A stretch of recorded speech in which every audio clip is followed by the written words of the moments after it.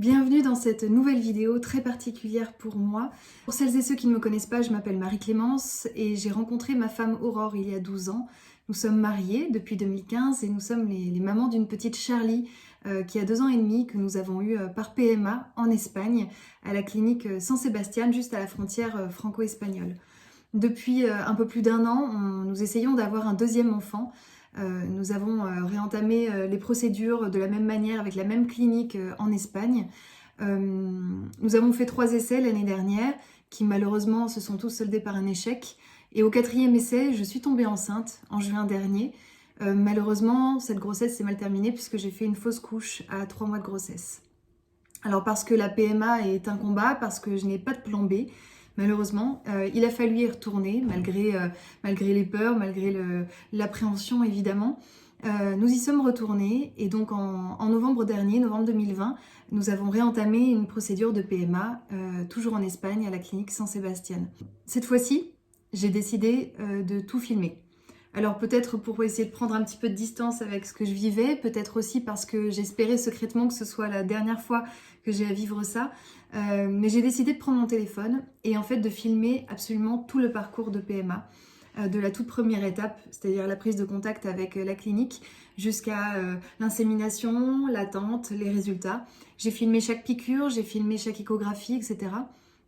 J'ai filmé tout de manière la plus naturelle et la plus brute possible pour que ce soit un témoignage, pour que ce témoignage puisse, si vous êtes dans le même cas que moi, peut-être vous rassurer, peut-être vous apporter de l'information, aussi pour ne plus jamais entendre que la PMA est un confort, que la PMA est un caprice de la part des femmes. J'espère que la vidéo vous plaira.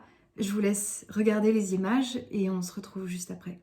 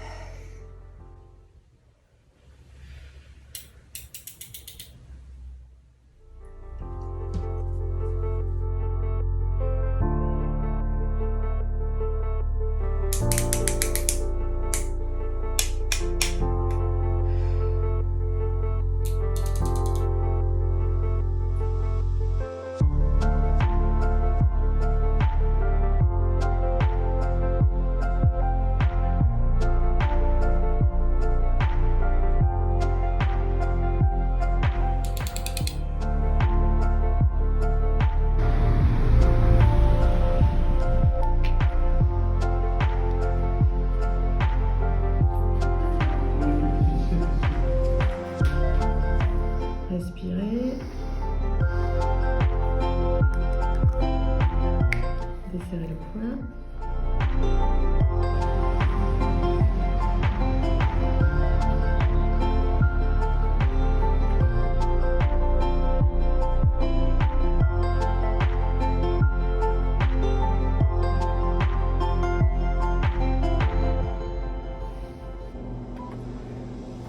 Il y a un follicule qui fait 12 mm, les autres ils sont tous en dessous de 10. D'accord. Hola, buenos días. ¿Puedo hablar con el servicio que se ocupa de inseminaciones, por favor? El doctor Mondiola. Sí.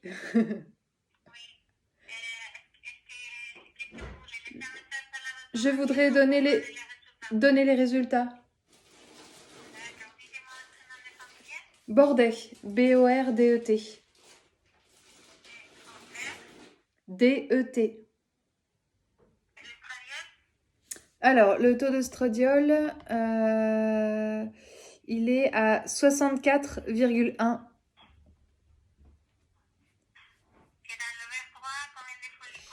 Il y a un follicule de 12 mm et 6 qui sont entre 6 et 9 mm.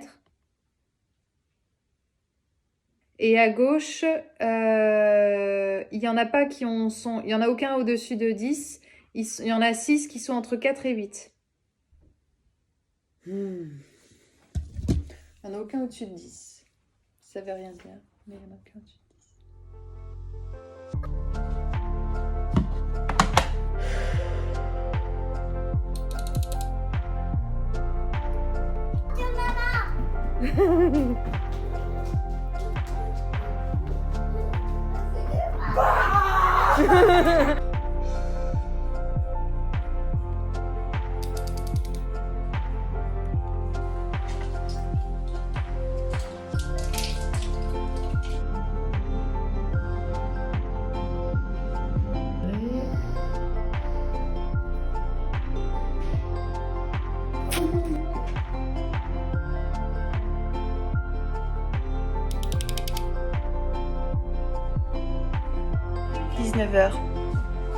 J'ai oublié de faire la piqûre à 17h. Alors, 2 secondes, Chacha.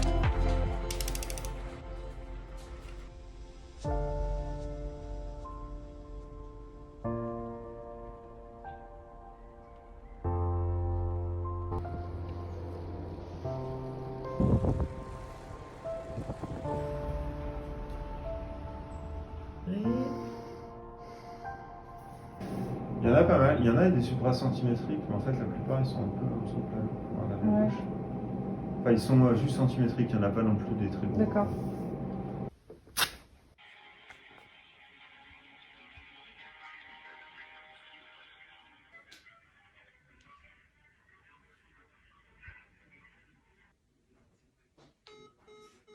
Ah ben on m'a raccroché au nez. Vous savez les résultats de l'estradiol et l'échographie? Alors, le problème, c'est que l'estradiol, je ne l'ai pas parce qu'ils ont un problème informatique au laboratoire, donc je l'aurai que cet après-midi. Mais j'ai l'échographie. L'échographie, c'est plus important. Ok. Alors, dites-moi, du côté droit, vous allez commencer par le follicule le plus gros. Alors, 12 x 9. Oui. Ensuite, 14 x 9. Ah ben non, pardon, c'est le plus gros, c'est 14 x 9, il ne me les a pas mis dans l'ordre. Donc, Oui. 14 x 9, 12 x 9, 10 x 7, Oui. 9 x 5. Oui, inférieur à 10. Et j'en ai un de c'est bon. 13 x 7, pardon, j'avais pas vu aussi. D'accord. Et le prochain contrôle, en théorie, on devrait faire en 2 jours. Mais je sais qu'en France, mercredi, c'est férié. Oui, Alors, peut-être on pourra attendre jusqu'à jeudi, parce que les follicules ne sont pas très grands. d'accord. Donc, je prends un rendez-vous Alors. pour jeudi. C'est ça, vous prenez rendez-vous pour jeudi.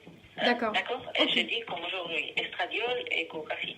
D'accord. Et a priori, ça devrait être vendredi et samedi, du coup? Oui, j'imagine. J'imagine que ça devrait être vendredi et samedi à peu près, sinon samedi, dimanche. Ok, très bien. Merci D'accord. beaucoup. Bon, ben, à jeudi. À jeudi, au revoir.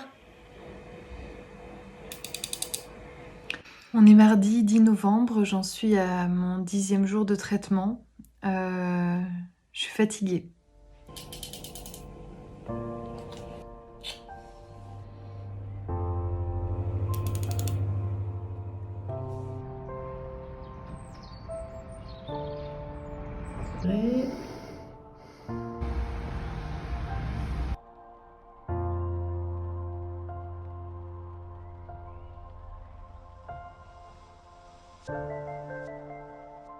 Le taux d'ostradiol, il est à 400,7.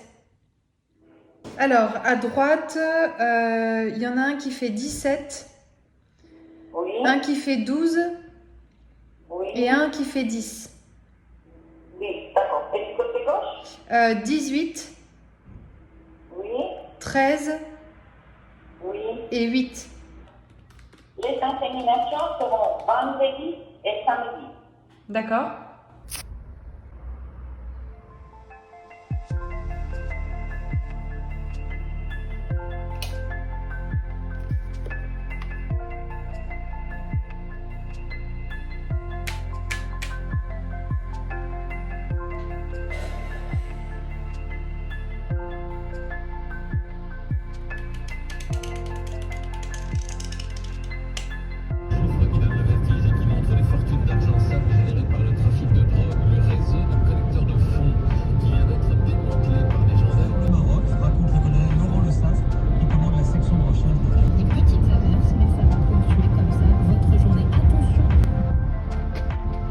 croirais chez Harry Potter.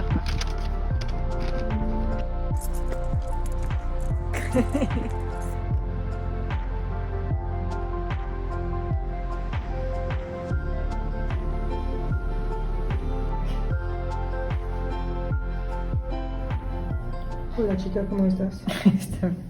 Está bien. Première insémination.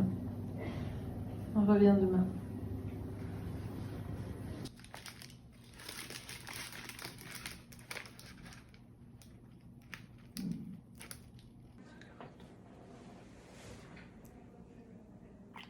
Bon, on a dû payer 50,50 € parce que sur le devis, il est convenu 3 appels téléphoniques avec la clinique et que j'ai mis un petit peu plus de temps à fabriquer mes follicules visiblement et j'ai dû appeler une fois supplémentaire. Donc un coup de fil de 3 minutes à peu près nous a coûté 50,50 €. Du confinement, nos concessions restent à votre disposition à distance et les livraisons de véhicules sont assurées.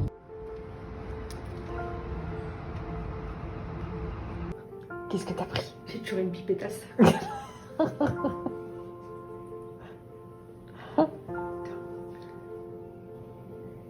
C'est la pipette où il y a peut-être un ou une mini toit dedans. Deuxième essai de fait. C'est- Elle nous a expliqué que hier il s'était rien passé, qu'il se passe rien en général le premier essai. Non, voilà, non, donc non. c'était bien, ça valait le coup de venir. C'est bien parce que en fait, on s'est inséminé 2 fois, c'est 2 fois 750 €. Donc la première fois, c'est vraiment pour reprendre nos marques, pour apprendre le chemin, la route pour venir peut-être. Voilà, donc on a fait les 2 essais et maintenant il faut attendre 2 semaines. C'était muy importante aujourd'hui. C'est On est lundi, les 2 inséminations ont eu lieu ce week-end en gros. J'ai vachement de douleurs au ventre, des tensions, comme si j'allais avoir mes règles en fait. J'ai mal à la poitrine, j'ai la nausée. Et là je démarre en fait 2 semaines avant de pouvoir faire le test de grossesse. Et toujours dans cet inconfort, pendant les 2 prochaines semaines, je dois prendre de la progestérone. Ce sont des ovules que je dois me mettre toutes les 8 heures, 3 fois par jour, donc à 8 heures, 16 heures et minuit. Voilà, c'est juste inconfortable au possible. Ça joue aussi beaucoup sur mes humeurs, je le ressens à chaque fois. Donc je dois prendre ça pendant les 2 prochaines semaines. S'il y a grossesse, je dois les prendre pendant tout le premier trimestre, toujours 3 fois par jour. S'il n'y a pas de grossesse, j'arrêterai dans 2 semaines. 2 semaines qui sont pour moi les plus difficiles en fait du traitement, c'est-à-dire que bizarrement les piqûres etc, c'est rien à côté de ces 2 semaines où je vais devoir attendre. Ces 2 semaines où j'ai envie de ne pas penser à ça, voilà, de continuer ma vie. Or avec tous ces symptômes que j'ai qui sont pas du tout forcément signes d'une grossesse, ben c'est difficile et donc en réalité j'y pense toujours. Voilà, à chaque seconde je pense à ça.